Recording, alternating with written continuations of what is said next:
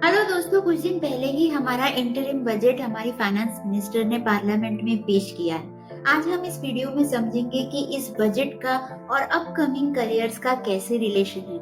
आगे हम किस सेक्टर में करियर ग्रोथ और मोर जॉब अपॉर्चुनिटीज देख सकते हैं। तो बनी रहिए आखिरी तक। और अगर आपको वीडियो पसंद आए तो चैनल को जरूर सब्सक्राइब कीजिए, लाइक कीजिए और शेयर कीजिए। तो पहले तो हम ये समझने की कोशिश करते हैं कि आखिर बजट का और करियर का क्या लेना देना है। भाई, सब कुछ उसी से लेना देना है। बजट से हमें ये समझ में आता है कि हमारे कंट्री की ग्रोथ किस डायरेक्शन में हो रही है। जहाँ पर ज्यादा फंड्स अलोकेट होंगे वो सेक्टर ग्रो करेगा। जो सेक्टर ग्रो करेगा वहीं पर ज्यादा करियर अपॉर्चुनिटीज, ग्रोथ अपॉर्चुनिटीज और जॉब अपॉर्चुनिटीज अवेलेबल होगी। मगर हाँ, मैं एक बात और बता दूं कि बजट ये होता है एक साल के लिए। अगले साल कोई और बजट आएगा, मगर इससे हमें ये पता चलता है कि आखिर गवर्नमेंट किस डायरेक्शन में सोच रही है।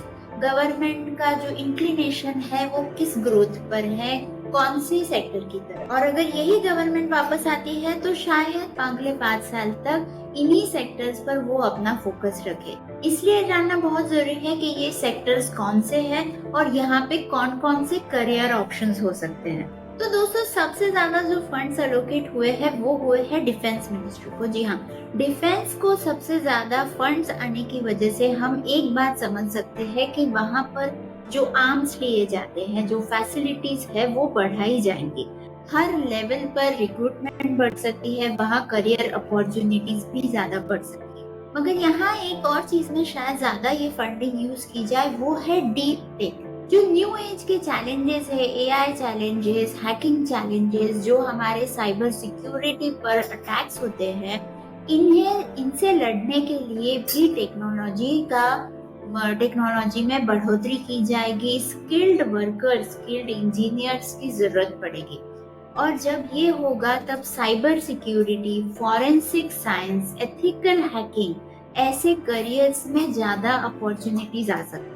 आप देश की सेवा भी करना चाहते हैं, डिफेंस में भी जाना चाहते हैं, तो ये जो फील्ड्स है, cyber security, ethical hacking, forensic science, digital forensic science basically, वहाँ आप अपना करियर देख सकते हैं, समझ सकते हैं। वहाँ सच में अच्छी अपॉर्चुनिटीज आगे शायद आ सकती। ये हो गई एक मिनिस्ट्री। दूसरे एक जगह पर जो है गवर्नमेंट का ध्यान है वो है इंफ्रास्ट्रक्चर।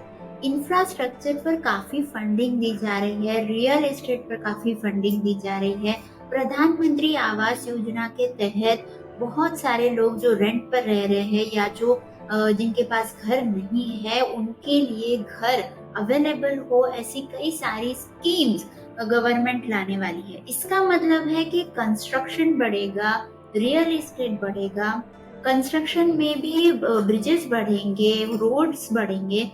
तो ऐसे वक्त जो करियर फ्लरिश होंगे वो करियर्स हो सकते हैं civil engineering, architecture, interior designing. उसके बाद जो इसके साथ अलग अलग बिजनेसेस होते हैं, जैसे सीमेंट हुआ, स्टील हुआ, यहाँ पर भी ग्रोथ होगी।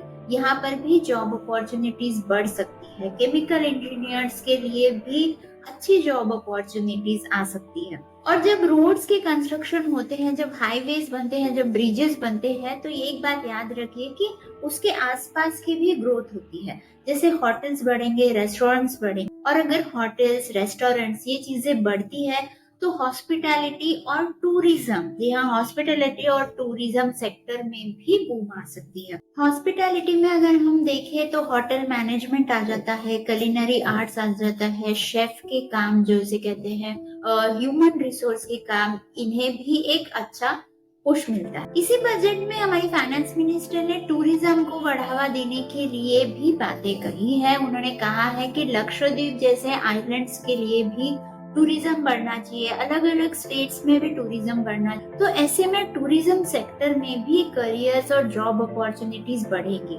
टूरिज्म में कौन सी जॉब अपॉर्चुनिटीज होती है? Travel consultants, tour guides, travel agent, travel specialist, tourism officer और टूर मैनेजर। उसके बाद का जो सेक्टर है जहाँ पर अच्छा खासा ध्यान दिया गया है वो है रेलवेज और एयरपोर्ट्स। जी हाँ, रेलवेज में कई नए कॉरिडोर्स बनाने की बातें हो रही है। बहुत सारी ट्रेन्स को वंदे भारत ट्रेन के फॉर्मेट में बनाने की बातें हो रही है। और जब एयरपोर्ट्स नए बनते हैं तो वहाँ पर पूरी इकोसिस्टम बनानी पड़ती है जिसमें बहुत सारी रिक्रूटमेंट हो सकती है, बहुत सारी करियर जॉब अपॉर्चुनिटीज भी आ सकती है, जैसे air traffic controller, aviation management, commercial pilots, ground staff, aircraft engineers, aircraft technicians, ये सारे करियर पास जॉब अपॉर्चुनिटीज ज्यादा बढ़ेंगे। उसके बाद हेल्थ केयर सेक्टर आता है, यहाँ पर भी इंक्रीमेंटल फंड्स अलॉट किए गए हैं और स्पेशली जो अल्टरनेटिव मेडिसिन है जैसे आयुर्वेद, होम्योपैथ, उनमें ज्यादा रिसर्च और डेवलपमेंट में फंड अलॉट किए गए हैं। तो जो लोग हेल्थ साइंस में रुचि रखते हैं मगर जो रिसर्च भी करना चाहते हैं उनके लिए एक अच्छी करियर अपॉर्चुनिटीज यहाँ पर हो सकती है, क्योंकि गवर्नमेंट पुश कर रही है कि आयुर्वेद, होम्योपैथ, इनमें ज्यादा से ज्यादा रिसर्च हो। तो आप हेल्थ साइंस की डिग्री लेकर BAMS, BHMS करके, PhD करके आप रिसर्च में जा सकते हैं, वहाँ पे शायद अच्छी करियर अपॉर्चुनिटीज आएंगी। अब आखिर में आते हैं एक थोड़ा सा जहाँ मुझे डिसअपॉइंटमेंट हुई है, वो है एजुकेशन सेक्टर। एजुकेशन सेक्टर में ओवरऑल फंडिंग जो है वो कम की गई है, UGC की जो फंडिंग है वो कम की है, मगर एक अच्छी बात है कि जो सेंट्रल यूनिवर्सिटीज है जैसे BHU हुआ, वहां पर फंडिंग्स बढ़ाई है। और एक अच्छी बात ये है कि हमारी जो प्राइमरी स्कूल सिस्टम है वहां पे भी थोड़ा सा बजट ज्यादा बढ़ा दिया गया है। स्टिल फील की एजुकेशन में जो फंड्स है वो कम है, वो गवर्नमेंट ने बढ़ाने चाहिए। आप इसके बारे में क्या सोचते हैं ये मुझे कमेंट में जरूर बताइए। अगर आप करियर काउंसलिंग लेना चाहते हैं तो कमेंट्स में बताइए, या फिर मेरे इंस्टा हैंडल पर आकर भी आप DM कर सकते हैं या वेबसाइट जरूर चेक कर सकते हैं। अगर आपको ये वीडियो अच्छा लगा है, अगर आपको इसमें से कोई वैल्यू मिली है तो प्लीज लाइक, शेयर और सब्सक्राइब कीजिए।